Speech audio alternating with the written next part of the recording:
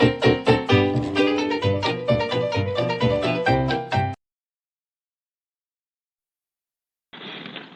শিক্ষার্থীবৃন্দ, পদার্থবিজ্ঞান অনলাইন ক্লাসে তোমাদেরকে স্বাগত জানাই। আশা করি তোমরা সবাই ভালো আছো, সুস্থ আছো এবং বর্তমান করোনা পরিস্থিতিতে স্বাস্থ্যবিধি সহ অন্যান্য নিয়মাবলী মেনে চলছো। বিশেষ করে তোমরা যখনই বাইরে যাবে তখনই মাস্ক ব্যবহার করবে। তো আজকে আমরা নতুন একটা অধ্যায় শুরু করব। এটা তোমাদের দ্বিতীয় পত্রের চলতড়িৎ। তো এই অধ্যায়ে আমরা তড়িৎ সম্পর্কে বিস্তারিত জানব, চলতড়িৎ সম্পর্কে। স্থির তড়িৎ সম্পর্কে তোমরা নিশ্চয়ই কিছু না কিছু জেনেছো। আজকে আমরা চলতড়িৎ নিয়ে আলোচনা করব। চলতড়িৎ শব্দের অর্থ হলো কারেন্ট ইলেকট্রিসিটি, অর্থাৎ যেটা তোমার চলমান। কারেন্ট শব্দের অর্থ হলো সচরাচর বুঝায় স্রোত, নদীর স্রোত হতে পারে একটা উদাহরণ। সেরকম কারেন্ট ইলেকট্রিসিটি বলতে হলো যে তড়িৎটা তোমার বা যে চার্জটা তোমার প্রবাহমান। তড়িৎ মানে আমরা জানি চার্জ, সেই চার্জ হলো তড়িতের মূল উৎস। তো যে চার্জটা চলমান তাকে আমরা বলি চলতড়িৎ, বা ইংরেজিতে আমরা বলি কারেন্ট ইলেকট্রিসিটি। তো এখানে এই চ্যাপ্টারে আমরা কি কি শিখব? দেখো আমাদের শিখন ফলে কি কি আছে। রোদের উপর তাপমাত্রার প্রভাব ব্যাখ্যা করতে পারবে, তড়িৎ প্রবাহে জুলের তাপীয় ক্রিয়ার সূত্রগুলি ব্যাখ্যা করতে পারবে। তারপর কোষের আভ্যন্তরীণ রোধ কি, তড়িৎচালক শক্তির গাণিতিক সম্পর্কগুলি বিশ্লেষণ করতে পারবে। বর্তনীতে কোষের শ্রেণী এবং সমান্তরাল সংযোগ কিভাবে দিতে হয় সেগুলি ব্যবহার করতে পারবে। কারশফের সূত্র কি সেটা জানবে, এবং কারশফের সূত্র ব্যবহার করে কিভাবে তোমার তড়িৎ প্রবাহ এবং বিভব পার্থক্য নির্ণয় করা যায় সেটাও জানতে পারবে। এবং শান্ট কি এবং বর্তনীতে শান্টের ব্যবহারের কারণ এবং উপযোগিতা কি এইটাও তোমরা জানতে পারবে। এগুলি হচ্ছে আমাদের শিখন ফল। তো আমরা একটা ছোট্ট একটা ভিডিও ক্লিপস দেখি, তাহলে সেখান থেকে তোমরা কিভাবে চলতড়িৎ সৃষ্টি হয় এবং এর বৈশিষ্ট্য সম্পর্কে কিছুটা ধারণা লাভ করবে।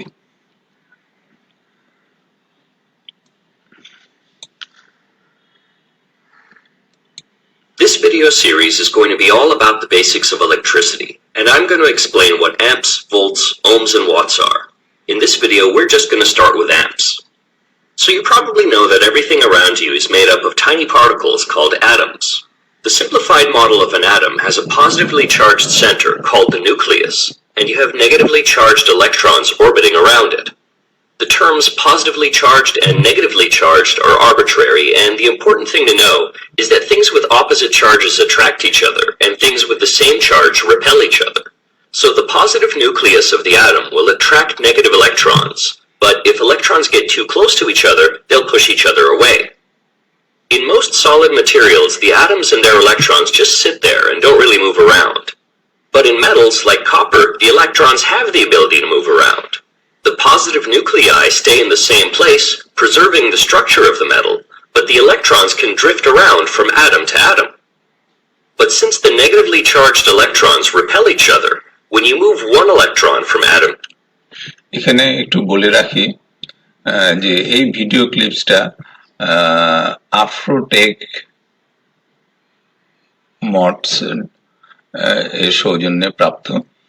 তো এখানে আমাদেরকে কি বলা হয়েছে দেখো, যে তোমার স্ট্যাটিক ইলেকট্রিসিটিতে বা স্থির তড়িতে চার্জগুলি তোমার স্থির হয়ে থাকে, কিন্তু গতিশীল যে কারেন্ট ইলেকট্রিসিটিতে সেটা চার্জ অর্থাৎ এখানে বুঝতে হবে চার্জ হলো তোমার ফ্রি ইলেকট্রনস। হ্যাঁ, অন্যান্য কেন্দ্রে যে অ্যাটমের কেন্দ্রে যে প্রোটন এবং নিউট্রন আছে সেগুলি কিন্তু চলমান হয় না। হ্যাঁ, সেগুলি তোমার চলতেই থাকে। সেগুলি সেগুলি তোমার স্থির হয়ে বসে থাকে, স্থির হয়ে বসে থাকে। সেগুলি তোমার স্থান পরিবর্তন করে না অ্যাটমের মধ্যে। কিন্তু তোমার মুক্ত থাকে যেসব ইলেকট্রন, যাদেরকে আমরা ফ্রি ইলেকট্রন বলি, সেগুলি আসলে চার্জ প্রবাহের সৃষ্টি করে। এই দেখো, এই যে এখানে যে ফ্রি ইলেকট্রনস গুলি থাকবে সেগুলি তোমার কারেন্ট ইলেকট্রিসিটি সৃষ্টি করবে।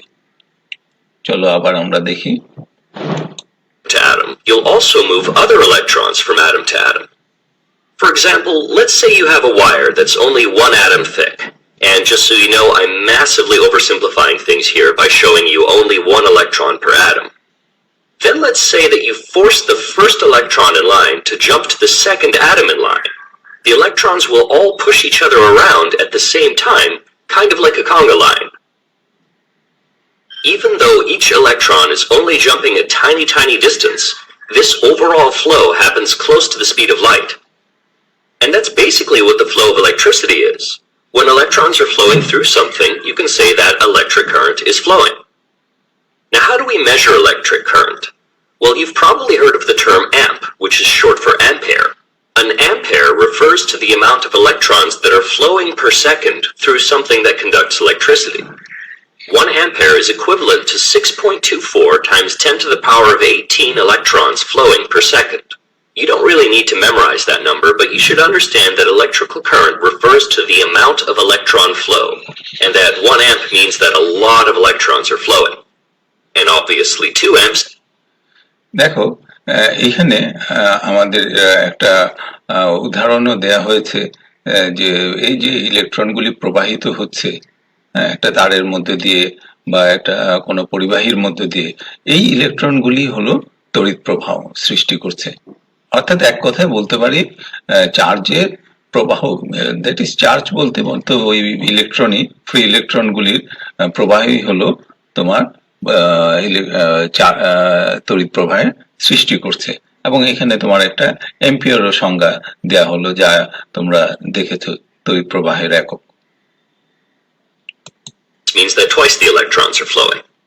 And if you want, you can use the analogy of the amount of water flowing through a pipe. Okay, just so you have a frame of reference, here are a few examples of different currents you might encounter in your day-to-day life. Alright, now's the perfect time to talk about electric circuits. An electric circuit is a closed loop where current can flow around. In this example of a flashlight, electrons can flow from the battery, through the copper wire, through the light, and through another piece of wire to the other side of the battery. Now remember, when current is flowing here, all the electrons are moving at the same time. Over here, the negative terminal of the battery is pushing the negative electrons away, and those electrons are pushing other electrons away. And this keeps happening throughout the circuit, allowing energy to be transferred from the battery to the light. But if you were to cut one of the wires here, you would no longer have a complete circuit. The electrons can't just jump through the air from one wire to another. So if electrons can't push each other around in a complete loop, no current can flow. When there's no current flowing, there can't be any transfer of energy, so the light stays on. এখানে একটা তড়িৎ বর্তনী সম্পর্কেও ধারণা দেওয়া হলো। Electric circuit, আমরা যেহেতু তড়িৎ, চলতড়িৎ, হ্যাঁ, কারেন্ট ইলেকট্রিসিটি, চলমান তড়িৎ, এর তো চলার একটা পথ থাকতে হবে, তাই না? হ্যাঁ, তো চলার পথটা কেমন হতে হবে? কমপ্লিট সার্কিট হতে হবে, একটা কমপ্লিট পাথ হতে হবে।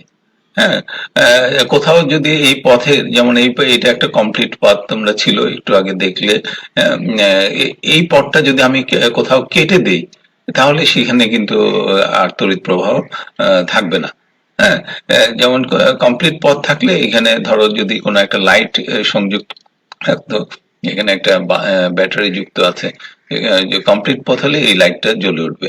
আর পথটা যদি আমি কেটে দিই তাহলে কিন্তু ব্যাটারিটা আর চলবে না। And this is how electric switches work. The switch has two pieces of metal inside it, and when the pieces of metal touch, you get a complete circuit and the light turns on.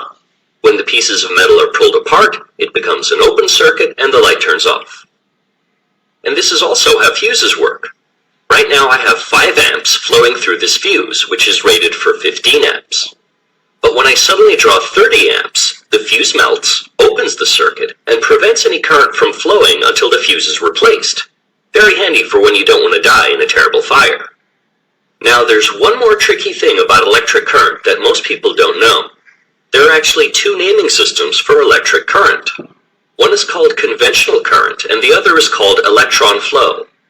You may have heard that current flows from positive to negative, so you might imagine that with this circuit, current is flowing from the positive side of the battery towards the negative side of the battery. This system of current flowing from positive to negative is what all electrical engineers use, and it's called conventional current. However, conventional current is wrong. Back in the early days when scientists were still figuring out the basics of electricity, they didn't know whether it was the protons or the electrons that were flowing. They made a guess and thought that current flowed from positive to negative, but the reality is that the actual flow of electrons goes from negative to positive. Unfortunately, every single formula that we use in electronics is based around the mistake of assuming that current flows from positive to negative. The good news is that the formulas are consistent, and whenever we do any math in electrical engineering, we use this system of conventional current, and it works. So you can just pretend that electrons are moving from positive to negative, even though that's backwards to reality. Alright, so amps are easy to understand, it's just the flow of electrons.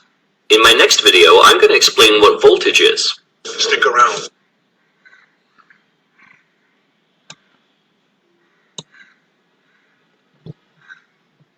আশা করি তোমাদের তড়িৎ প্রবাহের চলতড়িৎ সম্পর্কে এবং চলতড়িতের পথ সম্পর্কে তোমাদের ধারণা পরিষ্কার হয়েছে।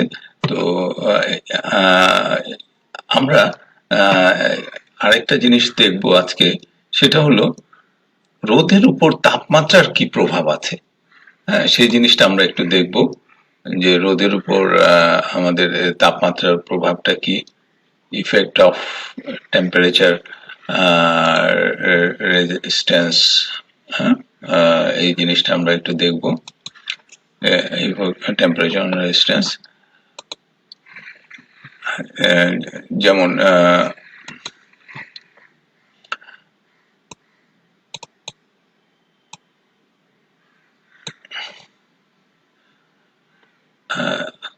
আচ্ছা, আমরা জানি যে পরিবাহী যে ধর্মের জন্য এর মধ্য দিয়ে তড়িৎ প্রবাহ পরিচালিত হয় তাকে রোধ বলে। তড়িৎ প্রবাহ বিঘ্নিত হয় তাকে আমরা রোধ বলে থাকি। অর্থাৎ রোধ কি জিনিস? রোধ হলো তোমার পরিবাহীর তো ধর্ম হলো তড়িৎ প্রবাহ করা, তাই না? কিন্তু সকল পরিবাহীর এই ধর্মটা সমান নয়। কোনো কোনো পরিবাহী ভালোভাবে তড়িৎ প্রবাহ করে, আবার কোনো কোনো পরিবাহী ক্ষমতা সেরকম নয়, অর্থাৎ সে তড়িৎ প্রবাহে বাধা দেয়। এই তো কম বেশি প্রত্যেক পরিবাহীর এই তড়িৎ প্রবাহের মধ্যে একটা বাধা সৃষ্টি করে, এটাকে আমরা রোধ বলে থাকি। এই জিনিসটাকে আমরা রোধ বা ইংরেজিতে আমরা রেজিস্ট্যান্স বলে থাকি। কোন পরিবাহীর রোধ তার দৈর্ঘ্য, প্রস্থচ্ছেদের ক্ষেত্রফল, উপাদান এবং তাপমাত্রার উপর নির্ভর করে। তাহলে পরিবাহীর রোধ কি কি জিনিসের উপর নির্ভর করে?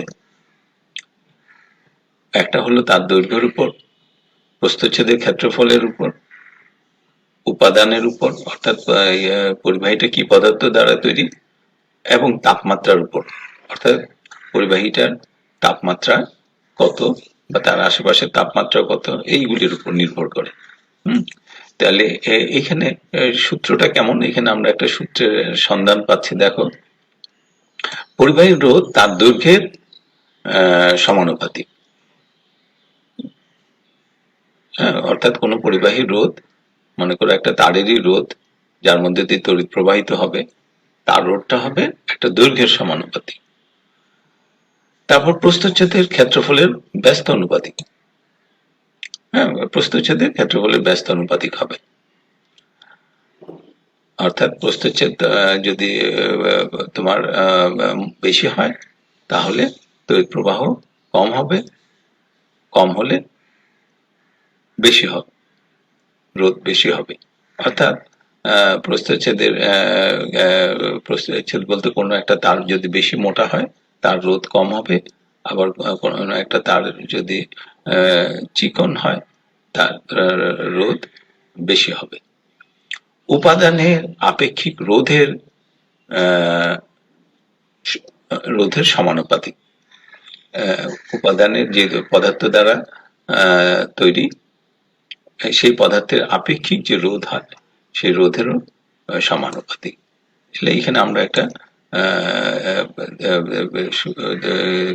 পরিবাহীর কিছু ধর্মের কথা জানতে পারছি।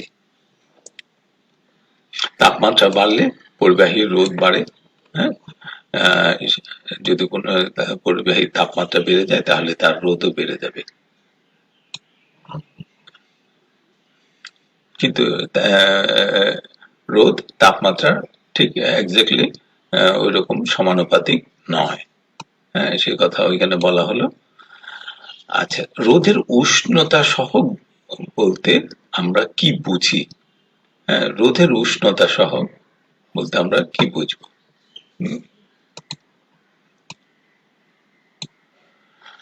0 ডিগ্রি সেলসিয়াস তাপমাত্রার একক রোধের কোন পরিবাহীর তাপমাত্রা প্রতি একক বৃদ্ধি করতে তার রোধের যে বৃদ্ধি ঘটে তাকে ওই পরিবাহীর রোধের উষ্ণতা সহগ বলে।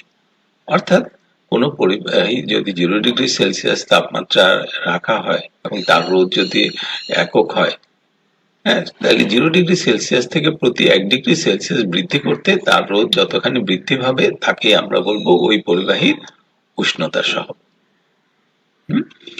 আচ্ছা, তাহলে 0 ডিগ্রি সেলসিয়াসে তোমার পরিবাহীর রোধ যদি R0 হয় এবং থিটা ডিগ্রি সেলসিয়াস তাপমাত্রা যদি R থিটা হয়, তাহলে আমরা লিখতে পারি alpha is equal to R theta minus R0 divided by R0 theta. আমরা ডেফিনেশন থেকে আমরা এটা লিখলাম। তারপর আমরা লিখলাম R থিটা কত হবে? R theta is equal to R0 whole into 1 plus alpha theta. তো রোধের উষ্ণতা সহগ বিভিন্ন পদার্থের জন্য বিভিন্ন হতে পারে, পদার্থের প্রকৃতি, ধর্ম ইত্যাদির উপর নির্ভর করে। আর একটা জিনিস কি, সেটা হলো যে এর এককটা কি? একক হলো তোমার পার কেলভিন বা পার ডিগ্রি সেলসিয়াস, এত হতে পারে। আচ্ছা, আমরা আরেকটু অগ্রসর হই।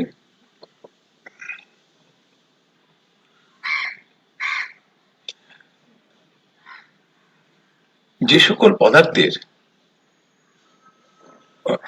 উষ্ণতা সহগ ধনাত্মক, অর্থাৎ তাপমাত্রা, যে সকল উষ্ণতা সহগ তাপমাত্রা বৃদ্ধির সাথে তাদের রোধ বৃদ্ধি পায়। ধাতব পদার্থের রোধের উষ্ণতা সহগ ধনাত্মক।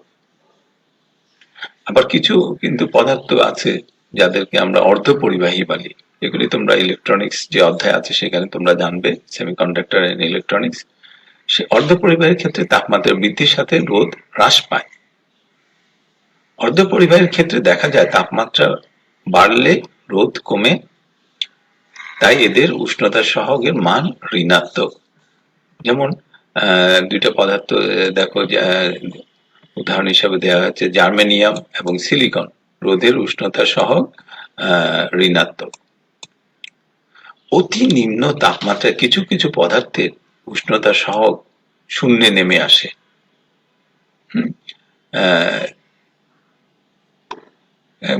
এটা একটা পদার্থ বিজ্ঞানের নতুন গবেষণার বিষয়।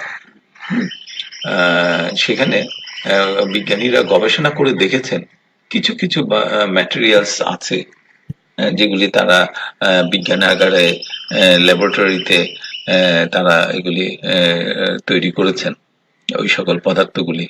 হ্যাঁ, সেখানে দেখা গেছে যে নিম্ন তাপমাত্রায়, মানে তাপমাত্রা অনেক যদি কমাই, তাহলে পরিবাহীর রোধ একদম 0 ডিগ্রিতে একেবারে শূন্য হয়ে নেমে আসে, অর্থাৎ পরিবাহীটার রোধ থাকে না। এই সকল পদার্থকে অতি পরিবাহী বা সুপার কন্ডাক্টর বলে। এখানে একটু বলে রাখি যে এই বিষয়ে কিন্তু প্রচুর গবেষণা হচ্ছে, এবং বিশেষ করে উন্নত বিশ্বগুলি যেমন জাপান, মার্কিন যুক্তরাষ্ট্র এবং জার্মানি, হুম, এরকম অনেক কান্ট্রি আছে যেগুলি এইসব বিষয়ে বেশ অগ্রগতি, বিশেষ করে জাপান এই বিষয়ে বেশ অগ্রগতি সাধন করেছে। হুম, যে সুপার কন্ডাক্টর তৈরি করার ব্যাপারে। তাহলে এই রোদ যদি কম হয়, তাহলে কিন্তু আমার তড়িতের যে অপচয় সেটা হবে না। অর্থাৎ দেখা যাবে যে আমার ইলেকট্রিক বিল, বাড়িঘরে যে আমরা যে কারেন্ট ব্যবহার করি, হ্যাঁ, সেই ইলেকট্রিক বিলও কম হবে। অর্থাৎ আমরা যদি এমন একটা পদার্থ তৈরি করতে পারি যেটাতে কারেন্ট অপচয় একেবারেই কম, তাহলে আমাদের দেখা যাবে যে সেই সকল পদার্থ আমাদের ইলেকট্রিক বিল বা তোমার তড়িৎ শক্তির অপচয় একেবারেই কম হবে। এই ধরনের পদার্থগুলিকে অতি পরিবাহী বা সুপার কন্ডাক্টর বলা হয়। তো ভবিষ্যতে পদার্থ বিজ্ঞানের তো আসলে আমাদের যে পদার্থ বিজ্ঞান কেন, যে কোনো জ্ঞানের অধ্যয়নের মূল উদ্দেশ্য তো আমাদের হলো কি, আহ, আমাদের আহ, মানব কল্যাণে এই জ্ঞানকে ব্যবহার করা, সমাজের কল্যাণে ব্যবহার করা, নিজের এবং নিজের আশেপাশে পরিবার সকলের কল্যাণে সেই জ্ঞানকে ব্যবহার করা, এটাই তো জ্ঞান অর্জনের মূল উদ্দেশ্য। হুম, তো এখন এই এই- এই এই এই যে বিষয়গুলিতে তোমরা যদি ভবিষ্যতে আরো উচ্চতর অধ্যয়ন করো, তাহলে অনেক কল্যাণ সাধন হবে সমাজ এবং মানব জাতির। বিশেষ করে এই যে যেসব এইসব বিষয়ে অনেক গবেষণা চলতেছে, এবং সেই সব, উন্নত বিশ্বগুলিতে তোমরা যদি সেখানে গবেষণা করার সুযোগ পাও, তাহলে কিছু যদি একটা এরকম কিছু যদি আবিষ্কার হয়, এখন বিজ্ঞানীরা যেরকম যা আবিষ্কার করেছেন তা ঠিক রুম টেম্পারেচারের একটু অনেক কমই আছে। হ্যাঁ, কিন্তু স্বাভাবিক তাপমাত্রায় যদি আমরা যদি সুপার কন্ডাক্টর আবিষ্কার করতে পারি, তাহলে সেটা আমাদের অনেক কল্যাণ বয়ে আনবে। হ্যাঁ, যেমন 4.2 কেলভিন তাপমাত্রার নিচে পারদ অতি পরিবাহিতা বা সুপার কন্ডাক্টর হিসেবে ব্যবহার করে। 4.2 কেলভিন তাপমাত্রার নিচে। তাহলে আমরা তো আসলে কারেন্ট ব্যবহারের জন্য ব্যবহার করে থাকি কপার ওয়্যার, তাই না? বাড়ি ঘরের যে ইলেকট্রিক্যাল ওয়্যারিং এর জন্য ব্যবহার করে কপার ওয়্যার, তো সেটা তো অনেক তড়িৎ অপচয় করে। তো এরকম যদি তড়িৎ তোমরা যদি এমন একটা পদার্থ আবিষ্কার করতে পারো ভবিষ্যতে উচ্চতর গবেষণার মাধ্যমে, যে যে পদার্থটা রুম টেম্পারেচার এই অতি পরিবাহিতা শো করে, হ্যাঁ, বা তাহলে সেটা মানুষের জন্য অনেক বেশি কল্যাণ বয়ে আনবে, পৃথিবীর জন্য অনেক কল্যাণ বয়ে আনবে। তো আজকে এ পর্যন্তই। তোমরা সবাই ভালো থাকো, সুস্থ থাকো, এই কামনা করছি। আল্লাহ হাফিজ।